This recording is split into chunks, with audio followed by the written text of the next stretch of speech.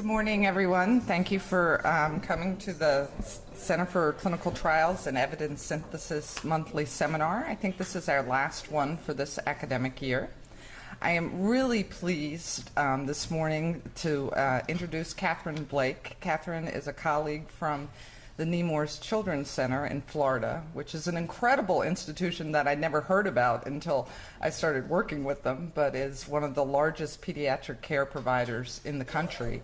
And Kathryn is a scientist there. She got a BS in zoology at UNC and then went on to the University of Florida in Gainesville to get a PhD in pharmacology, and she is an incredible scientist there who really kind of bridges the laboratory and translational research and has been working in pediatric pharmacology for quite some time now. Her lovely presence belies her experience. And saying I'm old. Well, I was surprised that she'd worked there that long. But anyway, Kathryn and I and Bob and some of the others of us here have worked together in the asthma clinical research centers for the past 15 years. And the project she's going to talk to us today is a project that she came up with that is kind of running in as a ancillary study to one of our large clinical trials to see about a new way to do clinical trials. And we've been very excited to support her in this effort, and I'm really glad that she's able to come and talk to us about it. Thank you. Can you hear me now? Okay, good. So as Janet said, this is going to be a project that's really looking at a new way of doing clinical trials, a new design process that that hopefully is going to be generalizable to other trials, not just asthma trials, not just pediatrics, which is what this is focused on, but any sort of trial. We've looked at it with the approach to try and really make it generalizable for people doing research. So we know that clinical trials are expensive to run and that they're difficult to do. And we all know, anybody who's doing clinical research knows that probably the rate-limiting step is enrollment, trying to get patients to participate. And a lot of patients find being in a research project to be burdensome or tiresome, time-consuming, and so they don't participate. So I think it's important for us as researchers to find ways to make research engaging so that people will participate, and we have to make it appropriate for the lives that people are living today. So using mobile technology and electronics, I think, is one way that we can do that. Research is very expensive. These are data that just came out in November of last year, and it's data through 2013, and it's from the Tufts Center for Drug Development. And so they estimate that the cost of bringing a new drug to market is around $2.6 billion. Which is as I put on there, 245% increase in a little over 10 years. I mean, I can't think of anything else that's increased to that extent in that period of time. In the clinical costs are about 60% of the whole drug development cost. And you can see that they too have increased. This is about 150% increase over that period of time. So why has clinical research become so expensive? Well, these are data that are now 10 years old, but I think it's still true today, and probably even more so. The first is that trials are more complicated, they're longer, there are more procedures, there's a greater work burden on the coordinators. I think any coordinator you talk to will say the regulatory component has just increased by mountains of work. And so the work burden has increased for the study staff. But then coincident with that is that enrollment has decreased and retention has decreased. So those two things working together makes enrollment very difficult and then increases the cost for doing clinical research. So what does the future look like? So this came from an Institute of Medicine Forum on Drug Discovery, Development, and Translation. And so they suggest that in the future, research technology will be mobile-based, and it will allow direct contact with research subjects and direct data collection from subjects. And so the project that you'll see that I talk about today uses both of those principles. It's direct contact with patients and collecting data directly from them. And they estimate that the economic benefits of this kind of model can decrease the cost of running clinical trials several log-fold. So this is the trajectory that we see now, costs continuing to rise, because there's really no reason for the cost not to continue to go up. But if we use electronics, whether it's electronic data capture, electronic medical records, or in the case that I'm going to talk about, using smartphones or iPads to collect data, then the cost can go down considerably. I think we've all seen that, anybody who's read about Apple's research kit and looking at the ways people are already signing up to be parts of those projects, you can see that that's the way people want to participate in research. So the project I'm going to talk to you about, it came about as a result of the NIH putting out a request for applications, looking for novel and low-cost ways to conduct a clinical trial. And basically they said, we don't want to fund big phase 3, phase 4 clinical trials anymore because they're just too expensive and they take too long to do and deadlines aren't met. And so they were looking for other ways of doing clinical research. So the opportunity for me to design this trial came about at just the right time. And so we submitted a project, and it's use of mobile devices and the internet to streamline an asthma clinical trial. Wrong way. So the focus of the grant from the NIH, they wanted us to minimize specialized infrastructure. So minimize the highly specialized trained clinical staff that do the research visits. They wanted us to minimize the visits, and they wanted us to explore new ways of obtaining informed consent rather than the traditional way that I'll talk about a little bit later. Sorry about that. And they wanted us to look at new ways of monitoring for study conduct. And that includes adherence, but also, are you doing everything that you're supposed to be doing as part of the clinical trial? And then they wanted us to test the feasibility of the design in a clinical trial. And it's the latter part that I'm going to talk about first, and then you'll see how these other features were built into that project. So there were really two components to the grant. The first is the trial design. We were looking at a novel way of doing a clinical trial, and we need to compare it to a traditional clinical trial.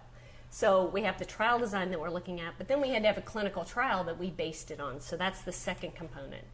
And the clinical trial was a trial looking at asthma therapy in patients who were on a certain dose of an asthma medicine and looking at how do you get them off of that dose of medicine in a safe way without causing their asthma to actually flare up.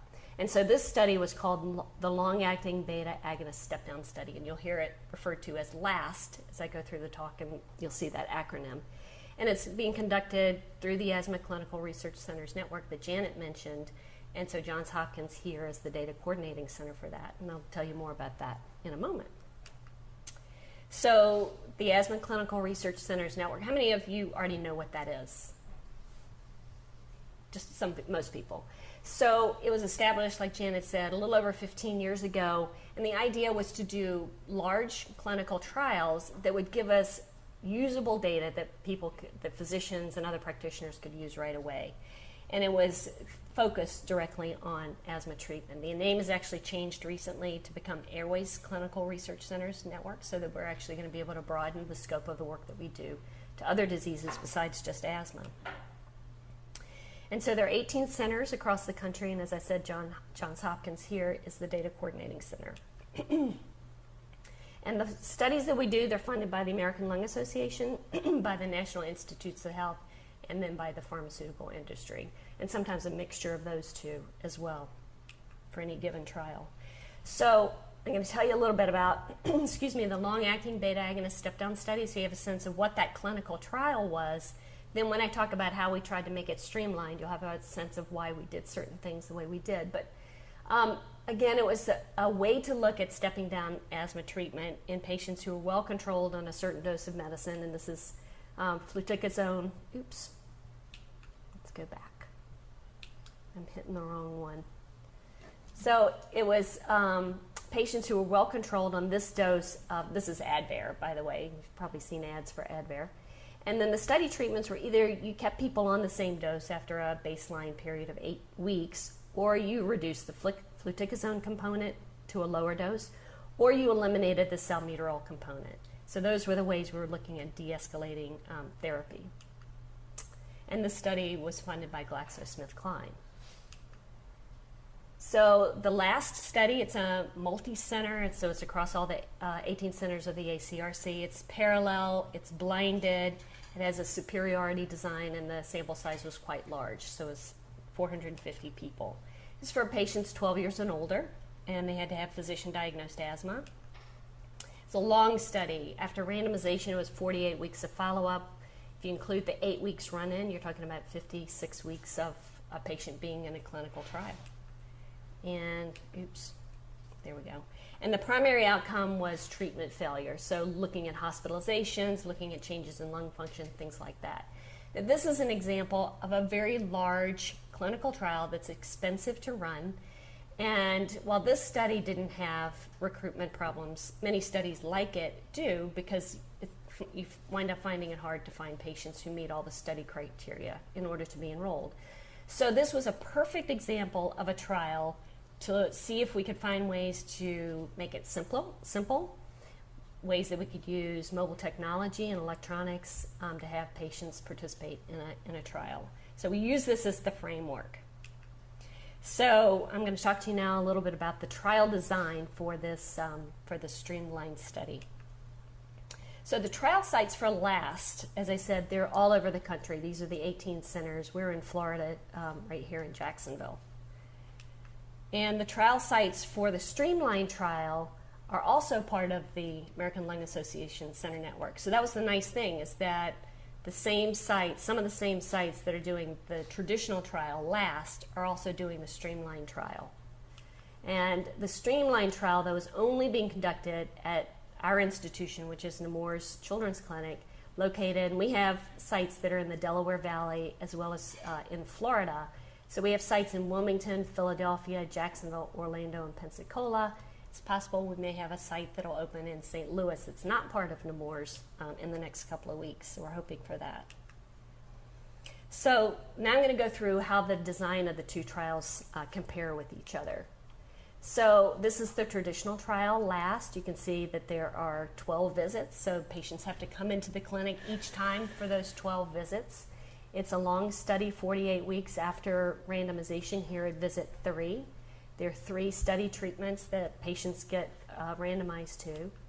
The streamlined trial, on the other hand, is only 12 weeks long, so it goes up through visit 6. And part of that has to do with, this was a pilot study from the NIH's perspective. So there wasn't like a ton of money. I couldn't afford to do a 450 patient clinical trial that lasted for 56 weeks, which would have been ideal, but that wasn't going to be possible with the funds that were available. And initially, we had planned to randomize everybody between the two trial designs, but this trial has now finished enrollment, so we're focusing just on enrolling patients in the streamlined trial. But everybody in both trials would start out with the same run-in medication, and then in both trials, they get randomized to the same 3 treatments in each group. And then the other thing that we're doing is that, if you remember from that early slide, the NIH wanted to look at novel ways of obtaining informed consent. So I'm going to go through that in some detail. But one of the things that we wanted to do was to compare comprehension of consent information between the two trial designs, looking at this novel way that I'll show you by doing it over the internet. And so we had to have some sort of measurement of comprehension, so we do that at the beginning, and then we're looking at retention of information at the end of the study at visit 6. So this is the streamlined trial design. As I said, it's only 12 weeks long. There's 6 visits. Only 2 of the visits involve the patients coming into the clinic. They have to come to the first visit in order to get the equipment that we give them, which consists of an iPad and a handheld spirometer. And then they come back at the final visit, which they get to keep the iPad, but we wipe it, and then they return the spirometer. Then all the other visits are done virtually because the patients have an iPad, and we do those by FaceTime. So the patients don't have to come in at all during this 5-month period, except for at the beginning and at the end, which has enabled us to enroll patients. Like out in Pensacola, we have a patient who actually lives in Alabama who can participate in research. And so we have people who can live very far away and still participate in this clinical trial. without it being burdensome. Any of you who've worked with children know that when a family is involved in a research project, it's not just that mother and that child or that dad and that child, it's every sibling in that family, because they have to arrange child care if they come in for appointments, especially if they're long, they have to come in after school.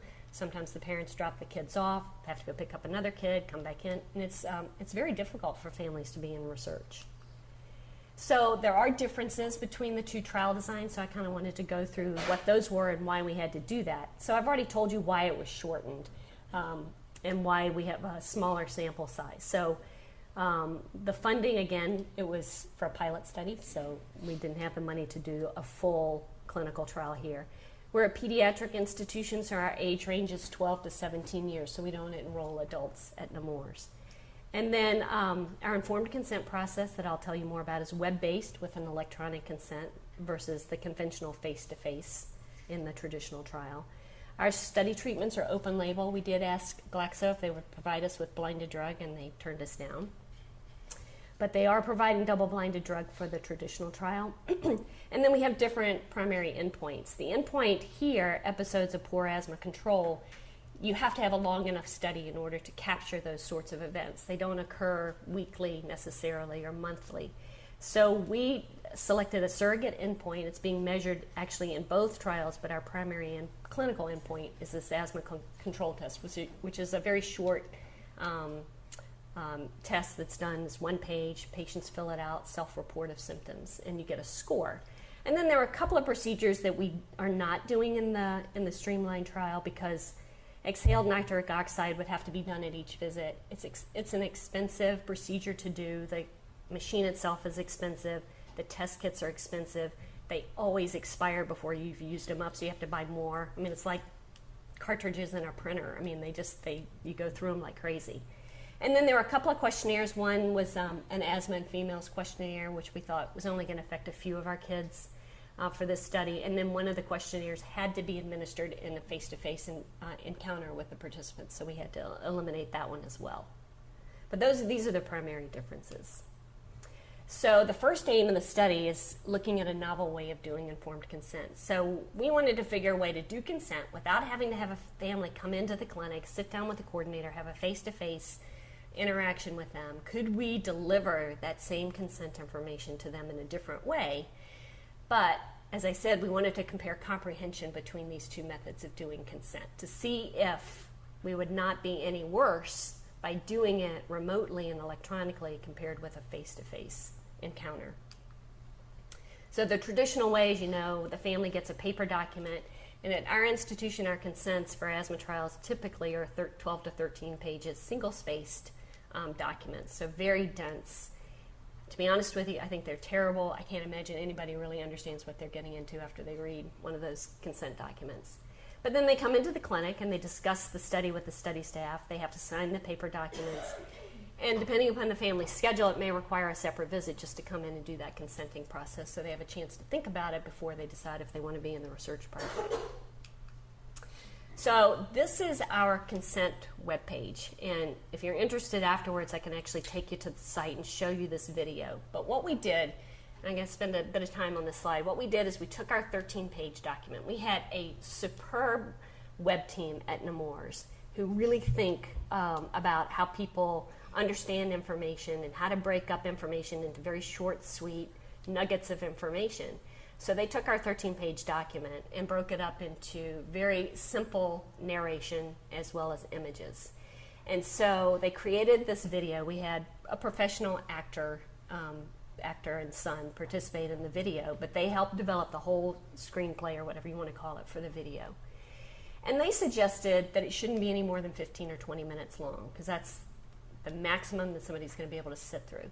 But then they further said that you really need to break it up into segments. And so each segment is about 3 to 4 minutes long. And they said that's about as long as a YouTube video. That's about as long as somebody's going to sit through watching through anything.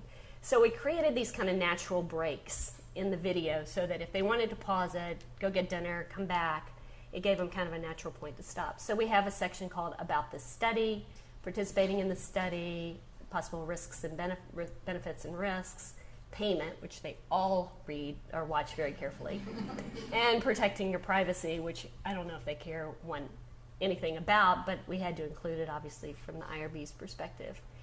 And then along the side is our tabs for sidebar information. So each one of these sections of the video is going to have a separate sidebar.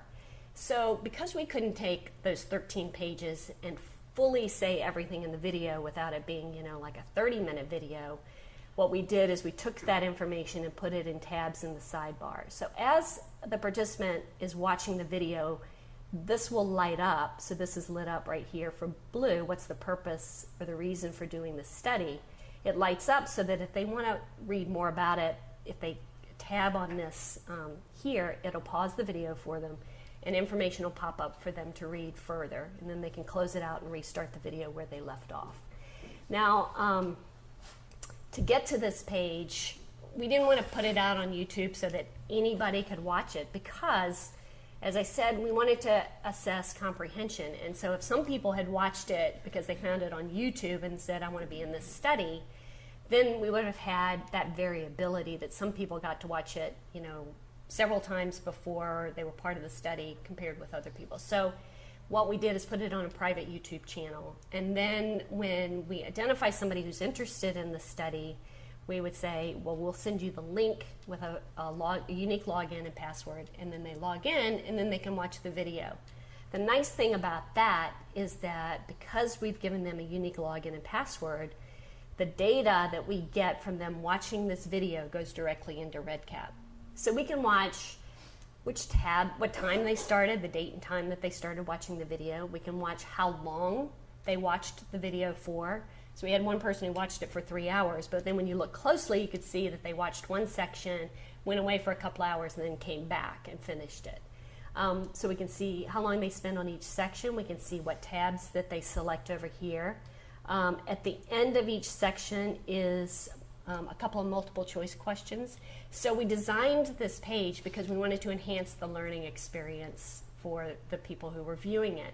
So we have multiple choice questions that ask them about the material that they've just watched, and whether or not they get the answer right or wrong, we tell them what the right answer is. Again, that's part of just the reinforcement. So we had two psychologists working with us on this project, and we used established learning principles when we designed this website. So Richard Mayer is a guru expert on electronic media and education and presenting information. So we use the principles that he provides in his scientific papers as we design this website. So there are 5 sections to the video, the sidebar lights up, and then there are these quizzes. So we can get a lot of data from this to see, how well did they do on the quizzes. We get those responses and things like that. Oh, shoot. So in order for us to make this assessment of their comprehension, we developed a 17-item interview questionnaire. Now, this 17-item questionnaire came about from the 2 psychologists had 2 RO3 grants where they had assessed comprehension in another kind of study, and they had developed this questionnaire. So we revised it a bit to make it specific for this project. So they're simple things. Tell me the researchers' reasons for doing the study, how much of your child's time is required. Tell me the main things that you're going to have to do at the study visits.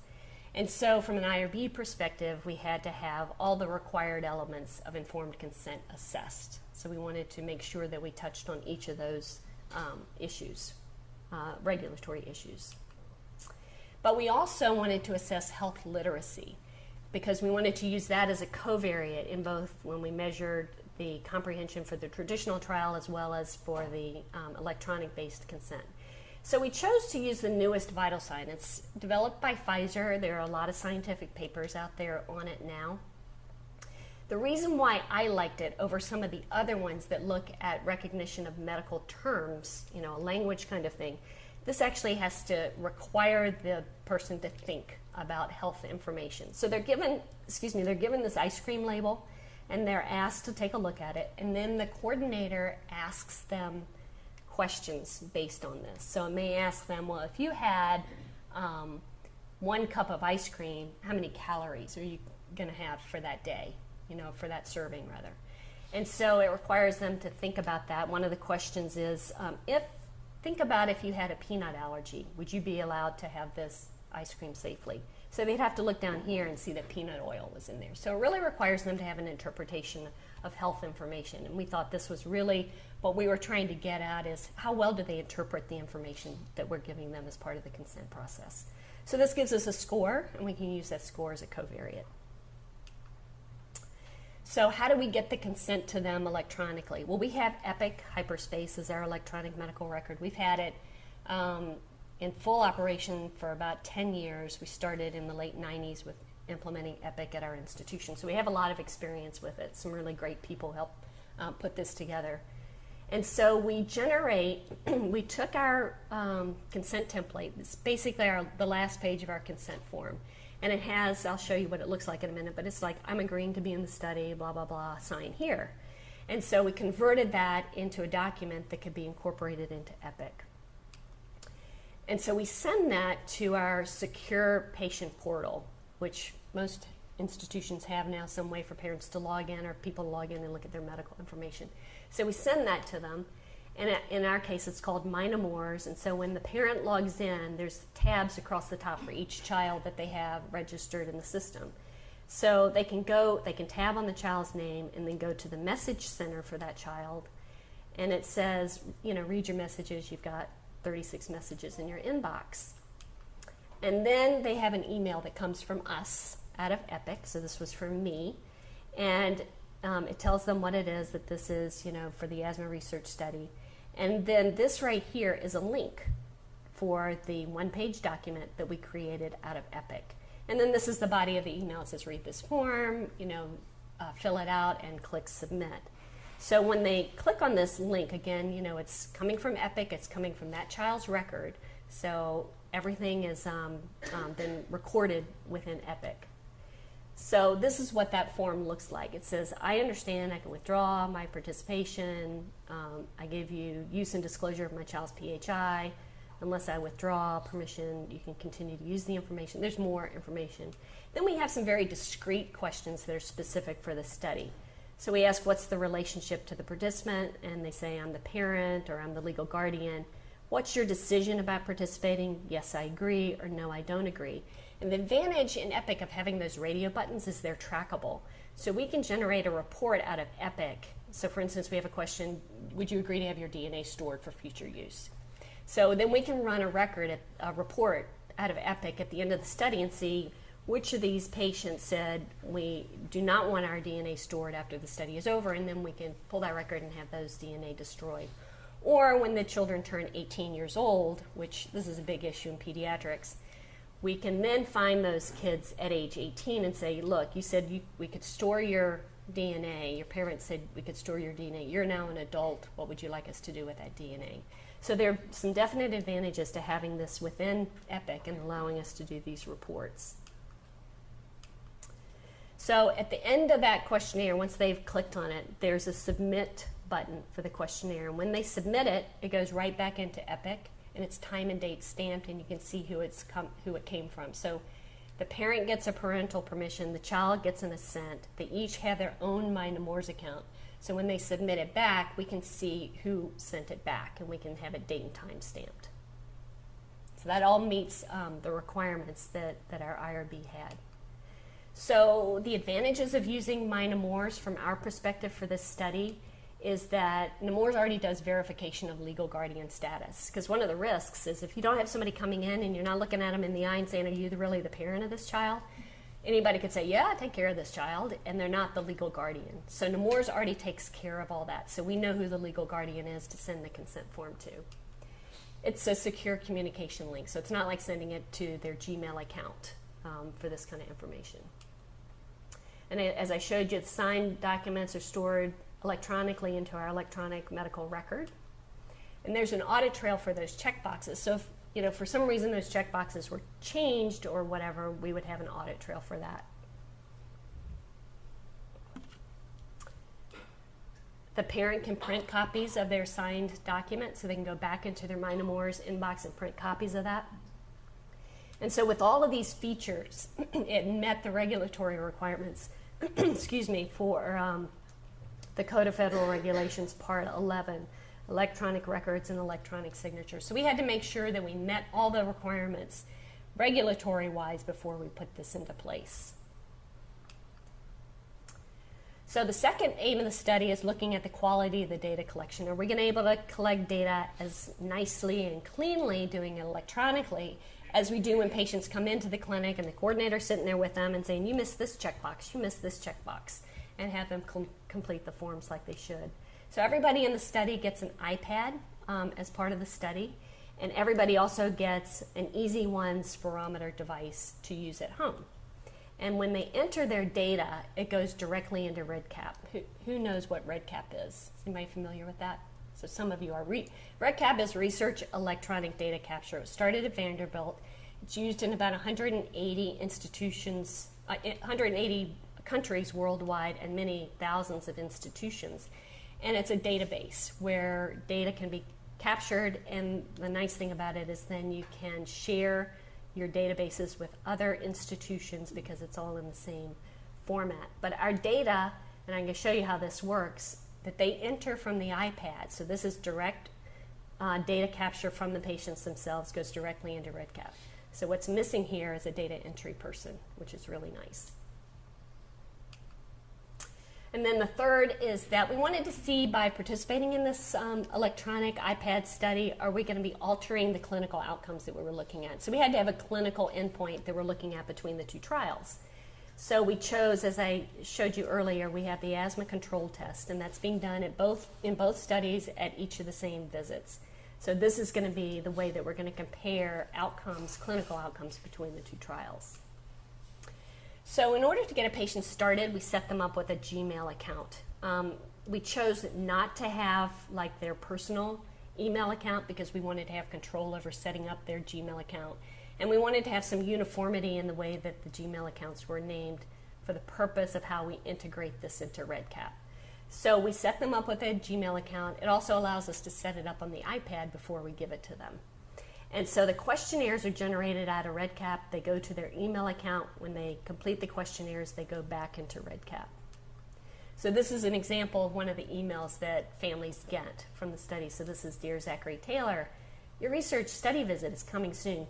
Please complete the eligibility questionnaire 24 hours before your appointment. We want the coordinators to have enough time to review the questionnaires before they actually have like this is for visit 1, before they would actually make the time to come in for the appointment. And a couple of times we found some things that were kind of quirky, and so we said, wait a minute, don't come in. We want to check this out before you make the trip all the way in. So it saves them time from them coming in and saying, you know, you answered this and you're not going to be able to be in this study, which then makes it difficult to enroll them in a study period because they're disappointed. And then it tells them what they need to have in order to answer the questionnaire, so know what your medications are, think back of your medical history over the last year, and then it gives them this link to open to complete the survey. So that link is unique for that particular participant in REDCap. Oops. So this is what the iPad homepage looks like when we give them, home screen looks like when we give them the iPad. So down here on the bottom, on the dock, what we've done is we've already set it up for their Gmail account. So when we send them the questionnaires, they just tap on that, they open it up, and they see the questionnaires for the study. So it's not mixed in with their personal email. That was the other advantage. We didn't want this getting caught by their spam. We didn't want them just to ignore it because they got a jillion emails from Nordstrom's or something like that that they wanted to look at instead. And then we set up their FaceTime information in here with the coordinator contact information. These are some videos. One shows them how to use the Easy One device. Another one shows them how to use the discus inhaler for the study. This one takes them back to looking at the consent video. And these are the two icons that they use twice a day. This is for their morning diary report, and this is for their evening diary report. So all they have to do, once they've logged in the first time, is they can tap on this because there's a cookie saved on the iPad. They just tap on this, and they can open it up to fill in their morning and evening diary reports. And the diary reports that we use in this study are taken verbatim from the diary reports that are used in the traditional trial, obviously because we're collecting the same data. So this is an example of when they tap on the evening report, what it looks like. So it tells them, answer these questions thinking back over the entire day. It's preferable that you complete the diary card before you go to bed. But we gave them a window for the morning and evening reports of 12 hours. Now, these are adolescents, so their hours are crazy. So we allow them to fill out their morning report from 3 a.m. in the morning to 3 p.m. in the afternoon, their evening report from 3 p.m. in the afternoon to 3 a.m. in the morning. For the most part, if they're doing it in the morning, if they do it at all, they do it like around 6:30 or 7 in the morning before they go to school. At nighttime, it can be anywhere from 6 p.m. at night to about 11 p.m. at night that they fill it out. So we wanted to make sure, we wanted to give them enough time to do it because we thought lost data is no data, and we'd rather have them completed even if it's several hours after the event. Maybe they wrote down their peak flow values and things like that. So it tells them when their next appointment is, and then it asks them a series of questions. Now, some of the questions, like this one here, did you need urgent unscheduled medical attention last night or today, prompts them, if they answer yes, for additional questions. So if they answered yes to that one, then they're going to say, well, why did you need urgent medical attention? And so if they checked off this was an emergency department visit, a text box will open up, and it allows them to then fill in, what happened that created that event. And then if they put that in there, once they click submit, the moment they click submit, an email goes to the study coordinator right then. So you can get that email at 11 o'clock at night. You can get the email at 6 o'clock in the morning. And it has exactly what they put in the diary report that would prompt, and this was our judgment, what would prompt the coordinator to need to make contact with the family. So what are some of the urgent things that we would want to know? For instance, if they say they lost their study discus, that was another one that we would get an alert on right away that would make us want to call the family and say, can you find it, or do we need to give you another one, so on and so forth. So you can see this is exactly the language that was put into that text box in their diary report. And so we get that right away. So our intent is to be able to, if somebody's starting to have asthma problems, be able to intervene with them early on before they get into real trouble. And I'll show you here some examples of real alerts that we've gotten as part of the study. So this one has to do with adherence. So we set up in the programming for the project in order to measure adherence with their study medication. So whenever their study adherence falls below 75%, the coordinator gets an alert that lets them know their adherence is 0.74, their adherence is 0.63. So it tells, we have them indicate what day that they started a new discus. So the adherence monitoring starts with that first dose given, in this case, March the 31st. The discus counter reads 23, but the discus counter should read 1 based on how many days have elapsed since they got that last discus. So the adherence is 63%. So the coordinators make a judgment. Is it time to call that family and find out, what's going on? Are you just like getting busy? Do you not want to be in the study? To find out what may be happening with them. And particularly during the run-in period when their adherence is important for us to assess whether or not their asthma is stable, we want to make sure that they are using the drug as they should. This one, PNS 112, reported using 16 or more puffs of their rescue inhaler. To us, that would indicate they're having a lot of asthma symptoms if they've used that much rescue inhaler. Most of the time when we get this one, it's a typo, and we can go in and we can correct their record in REDCap. And if we correct their record, there is, and it says who logged into REDCap to make that correction, so what the coordinator's name is. They put a little note that I talked to the family, they put the wrong number in, it's supposed to be 0.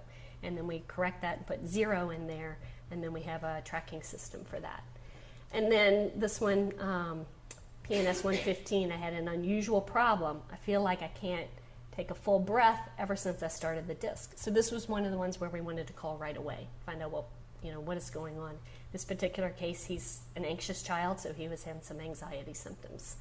And then this one was kind of a funny one. I've been getting sleepy more faster than usual. So we get some like that. They'll tell us, like I stubbed my toe or, other silly things that are kind of going on that they're reporting, which is really nice. So we're actually hearing some of the things that are going on. We'd rather them over-report than not tell us what's going on.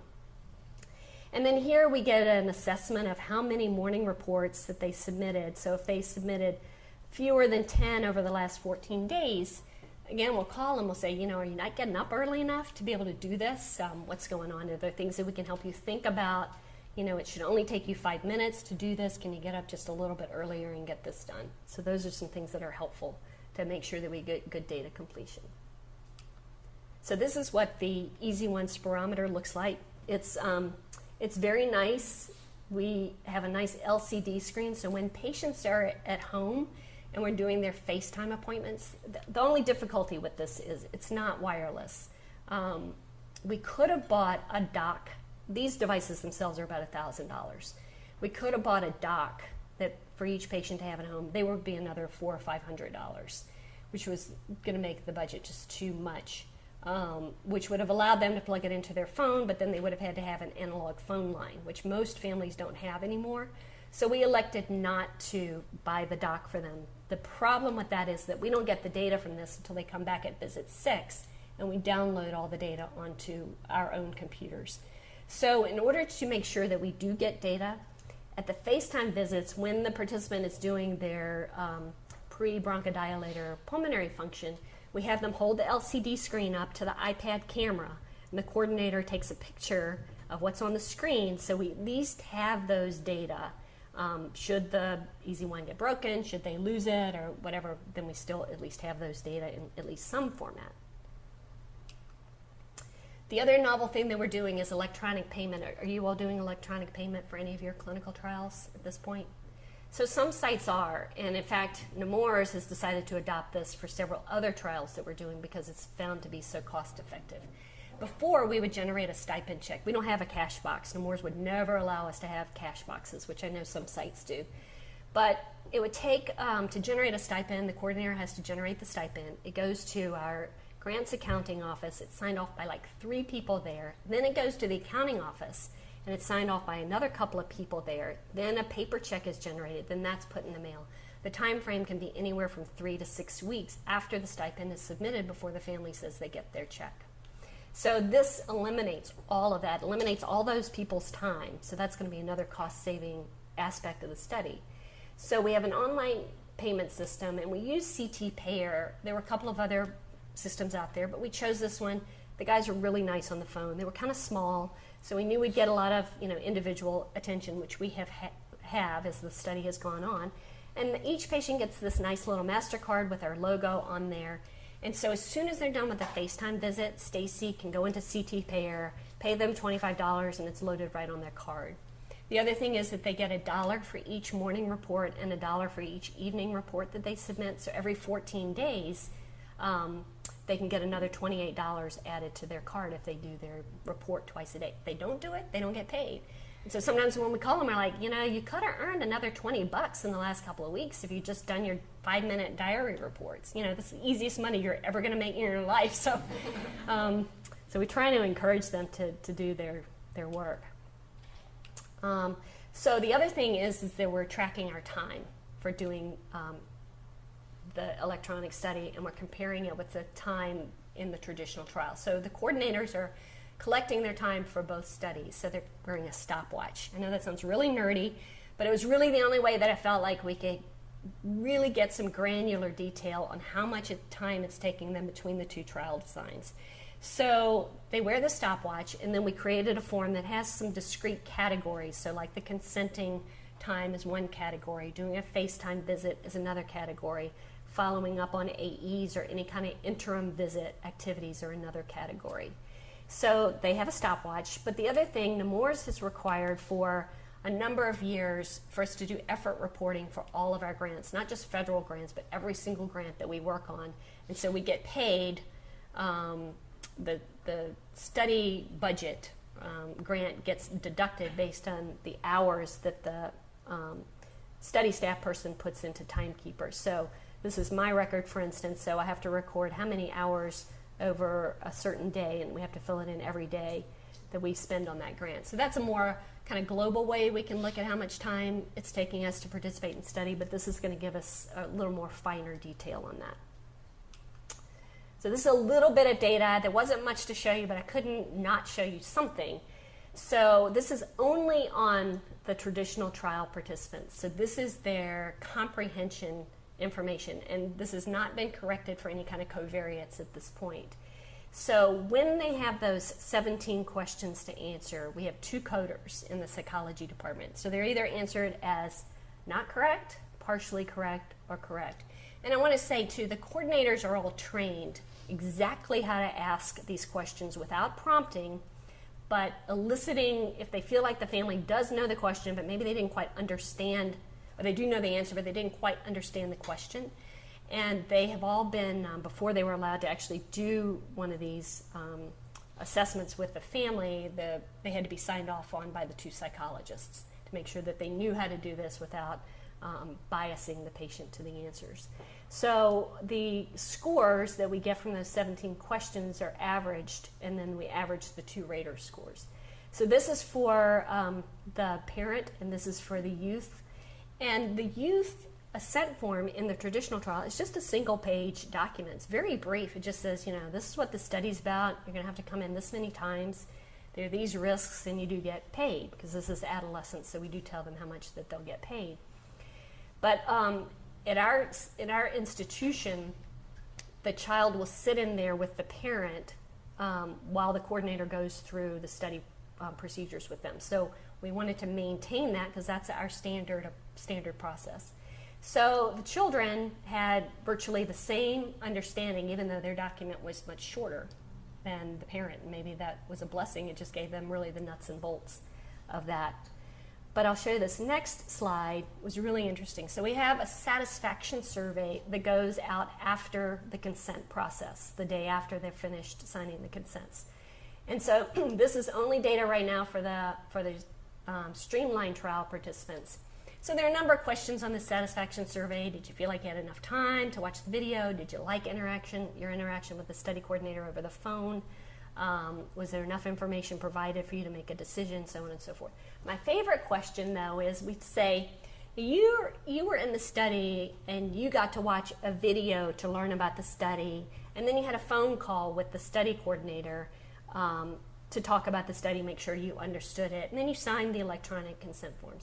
Another way you could have done the study is by coming in and meeting with the coordinator face-to-face and signing a paper document. So based on that, and the survey has a slider bar that goes from 1 to 100. So they can pull that slider bar either to the far left, which means they strongly preferred the video, website, and phone call method, or 100 where they strongly prefer the written information. They would have preferred to have come in and had written information and meeting with everybody in person. So you can see the median score was 16.5. So of the people who are participating, and so we'll be interested to see what happens when we get the satisfaction data from the last participants, they liked it. There were obviously a couple of people who said, I really would have preferred to come in and meet with somebody face-to-face before I put my kid in a study. So I think that what we're going to see from this is that there are going to be some families who might be really happy with doing everything online, not having to get in their car and drive here. But there may be some families who really want to come in and have that face-to-face interaction before they decide to be in a study. Some of the, because we asked them for comments, somebody said there were too many logins because we do have to have them log in so that we can track their responses. One person said, you should have done more advertising for this study because I just happened to find out about it and we would have liked, to have learned about it even sooner. They liked the video, they even liked the quizzes, they liked the phone interview, and they liked the sidebar. So those were features that they did like about the video.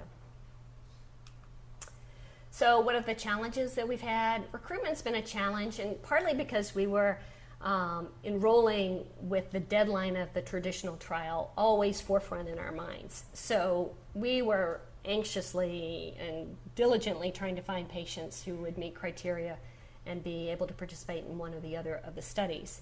And then in Nemours, we had a narrower age range compared to the traditional trial that was being done at all 18 sites. So we had 12 to 17-year-olds, and trying to find 12 to 17-year-olds who were on the specific dose of Advair has been a bit of a challenge as well.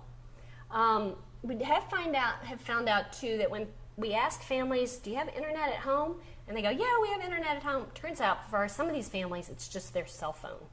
And that's not going to be sufficient for the first part of the study where they have to have some access to the internet before we give them the iPad. They have to have some access to watch the video and to answer some of the eligibility questionnaires before they come in.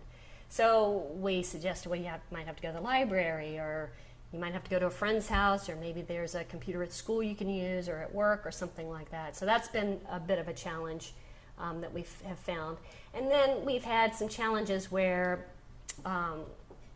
initially the way we had it set up is that we'd say, watch the video, and then we'll set up for you to have this phone call with the coordinator. And then what we found is they watched the video, and it took forever for them to schedule their time with the study coordinator. So we were having way too much time in between when they watched it and when we would do their assessment. So that was with the first 2 participants, which it really puts it different than the conventional study where they review the consent form probably right then and there that day and then meet with the coordinator, 30 minutes later. So we wanted to have a reasonable amount of time that they could watch that video and then have the assessment. So we eliminated them watching the video and then setting up the call. So now we do it reverse. We set up the time that they're going to meet with the coordinator. We release the video to them 3 nights, 4 days before that call. So that gives them 4 full days or 3 nights to watch the video with the parent and the child to watch the video together.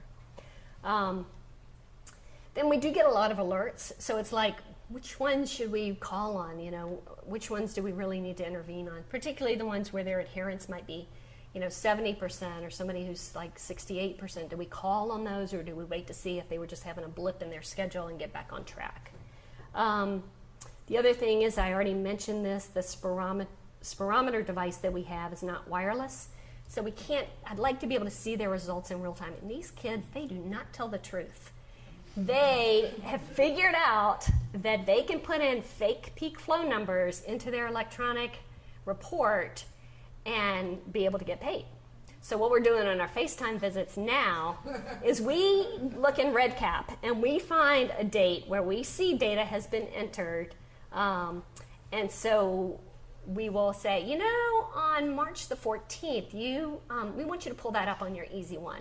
So they go in there and they'll put in that date and go, it's not pulling it up. We go, really? It's not pulling it up? Well, let's try this other date. And we'll give them another, nope, it's not pulling it up. And then we give them another.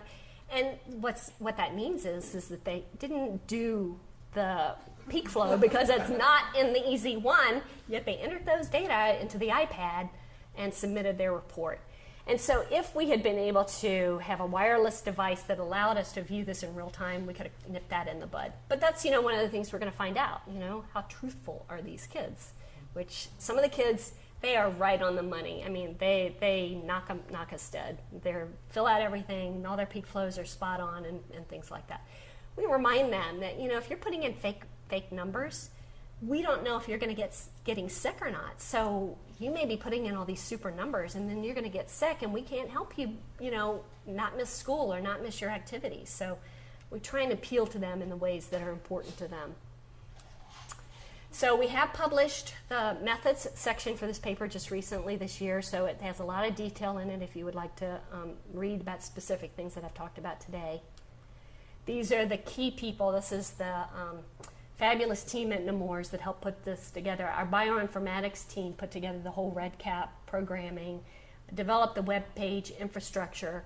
Our web development team made sure everything was pretty, everything lined up right, that the video looked good, that everything made sense. And we actually had a focus group of a couple of families that came in and they watched them over their shoulder. Where'd they click next? Could they figure out what to do next before we actually started the study? She helped us navigate that whole Epic My Nemours thing, which is not the easiest process. And then these were the folks who helped me kind of troubleshoot the project from the very beginning before we started the study. As always, there's lots of pressure when you're doing a project, so it says this is a 1-year timer. It gives an added sense of urgency to my research grant. So thanks. I'll be happy to answer any questions. As I said, I'd be happy to show you the video if you wanted to after we're done as well. Yes? So all the work that was put into sending, there were a lot of emails that will be sent to the participants and with the individualized links. Were these sent automatically? Were they set up beforehand, or was there is there a coordinator who's setting these No, up? everything has been programmed, and that's the beauty of it, so that before their FaceTime appointment, when they have to do a clinic visit form, because all these forms that the coordinator typically would administer in the traditional trial, we had to change a bit the wording so that it made sense to the families. So instead of saying, how many times did your child go to the ER, it would be, my child went to the ER X number of times or something like that. But it's all automatic, so when their FaceTime appointment is set for April the 4th, for instance, those are triggered 3 nights and 4 days before, and so they get them at 4 a.m. in the morning, so they're in their study inbox at that time. We can go into RedCap and see, all right, they haven't done their forms for the upcoming FaceTime appointments, or on the phone, hey, you gotta do your forms, or text them, or try and do a FaceTime with them just to remind them to do their forms. But it's all done programmed. Mm-hmm. How do you source verify your clinical visit form? So if a parent says the child went to the ER 3 times, how do you verify that? I work at the Clinical Trials Consortium, and that's one of our biggest problems, making sure to source verify against the information in Epic or Well, EMR. a lot of these kids are our own patients, so we can go into Epic and verify that kind of information. So was this multi-center? It's all within Nemours right now. So if we do add St. Louis, which I'm hoping that we will as another site, then we will need to get that information because they're not in Epic and we will not have access to their electronic system. Mm-hmm. Have you done a cost analysis of how much it's cost you per participant, a new way versus an old way? Well, those are the data that we are collecting, so we haven't done anything with that yet. Just getting at all the coordinators to do the stopwatch and everything, so I'm looking at those data to make sure it's what I expect it to be in terms of completion. But we haven't analyzed it yet. But they are doing it for both trials, the traditional trial and the streamlined trial. Just curious, in terms of this, the front end. Yes. I mean, I kind of know from working with you, but do you have a point of reference for in terms of getting RedCap up and running and getting the web page, that startup time versus the traditional trial? So when we got the grant, I put into the grant for a programmer for 100% time because the NIH, they told you what kind of people you needed to have a team made up of. And they said bioinformatics, you need a programmer, you need a web team, you need blah, blah, blah. So when I talked to our bioinformatics folks, he said, we could do some of this work, but a programmer would make it go a lot faster. We had the hardest time finding a programmer when the grant was awarded. So we kind of were inching along with it, and she got hired in March of 2013, and she went gangbusters, and that website was ready by like June 1st, and then we started doing some troubleshooting after that. So she did, but she was told, this is how we're setting it up. So all that we had those months to think about exactly what needs to be done, and she had programming experience in 5 different kinds of programming languages. So she was able to get that thing going. By June 1st, it was ready to go. By July 1st, we had kind of troubleshooted a lot of stuff because we had to go through, make sure the forms were triggering right and all that kind of stuff after she had set up the programming and do a lot of we had a test database to try it all out on. But with somebody who knew what she was doing, and she worked 100% on the project, and she still probably puts in 5% a month on the project. Just, there was just some simple things, like we have this feature where we can pull up individual patients' evening report to see if they say they take their study drug and what's their counter on their discus. And we were having to type in the dates manually, so I had to put a little calendar thing on there so that you could just tap the dates, the date range that you wanted. So there's little stuff like that that just kind of makes things easier to work with that she still does. Yes? Yeah, I have a couple of questions. First, when you deploy the app on the iPad, in the middle of study, do you ever had a chance to update it or modify it? Well, it's not an app. This is all web-based. And that's the nice thing is that I think that allows for what we have done to be transferable to, you can do it on any kind of device, any iPad, any computer device. So those are icons at the bottom. They're not apps. So it allows us, obviously, to continue to do modifications. Well, you don't have to use iPad. You can use That's right. Android and other devices too. Right. We chose the iPad. Back when we put this together in 2011, the iPad was really, at that time, it was iPad 1, and it didn't even have FaceTime. But I'd heard that FaceTime was about to come out, and I thought, well, that would be really cool. We could do Skype. We could have still done Skype on the iPad 1. But Skype would have meant another login, another whole troubleshooting thing if it didn't work. So when FaceTime came out integrated in the iPad, that was kind of a no-brainer for us to go ahead and use that device. Right. And second, if kids had a problem with the tech problem or some other issues, how do you take care of those things? We are all tech experts. I can tell you. No, we do have one main guy if we really get stuck, but I tell you, we have learned to troubleshoot almost anything that goes on. For instance, if they say, we don't have Wi-Fi, we're not getting good connectivity, we'll tell them, you might need to reset the iPad. You might need to move to a different part of the house, or in some cases, we send them a hotspot that they can use if their internet. We had a person in Lake City, Florida. For whatever reason, no matter what internet provider what cellular provider we were looking at, or wireless provider, the connectivity was going to be poor, so we sent them a hotspot to use. But we teach them how to plug in the hotspot. We teach them, if they say that they haven't set up their Mind Moore's account, they're going, well, I never got any of this stuff. We can go and look. Yeah, you got your email. We'll send it to you again. And so we've all kind of learned how to do that. Just because it's quicker, we want to answer their question right then and there and get them back on path, rather than waiting for tech support, Monday through Friday at Nemours. So. This is very impressive work. Thank you. It's been fun, actually. Deploy these things. I know it's very hard to do. I just wanted to throw an idea out in terms of, you had said, is this correct, that there's a run-in period, so before the treatment, that you're also collecting this kind of data? Right, So because that's part of the trials. So will your approach, you'll have collected more data than the standard approach? No, both of the trials are the same design, so there's a run-in period for both. So it's the same exact points, start points, and for the data collection. The end points, as I said, one study's longer than the other. And but you are collecting this digital information. Correct. The home testing. That's right. And the standard design doesn't have. No, they have to come in for the appointments, and then they have a little plastic peak flow device that they collect the daily data on, but it's not electronic. So the idea I was going to throw out is that if you have prognostic baseline variables, Yes. this is a little bit related to what I work on, that's why I think of it, that those can be adjusted for in a pre-planned analysis at the end of the trial. If you have prognostic baseline variables, and you appropriately adjust for them, that can increase the precision of the trial. And if you're able Will to we do that, Janet? Janet is biostatistician. Well, we'll ask Elizabeth. Okay, Elizabeth. So if you're collecting something, it gives you a little more prognostic ability for the final outcome. If you're generating that with your method, then that can immediately translate into Thank you more for that. power Okay. if it just doesn't. Thank you. Elizabeth, we all remember that? Yeah. There's another question. One more question. Nicole, did you have a question?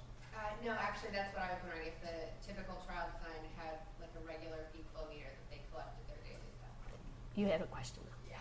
I'm just asking, I'm just curious, can participants change their answer after they submit the question? Very good question. So yes, on the morning and entry reports, if they submitted it at 6 o'clock at night and they realized that they put in an answer that they didn't mean to put in, they can go in and change it. All that will be tracked, and we'll see that, but only the very last answer is what gets saved in REDCap. Yes, Bob? Do you have trouble with a lot of sort of false positive symptom reports? The reason I'm asking is that we're now doing a COPD clinical trial with home diaries where they automatically tell us if somebody is possibly having an exacerbation. And with a number of, we basically get 2 or 3 alerts a day that we have to call the people and find out, and then the next day we get the same alert from them. And so it's actually increased More work. quite a bit.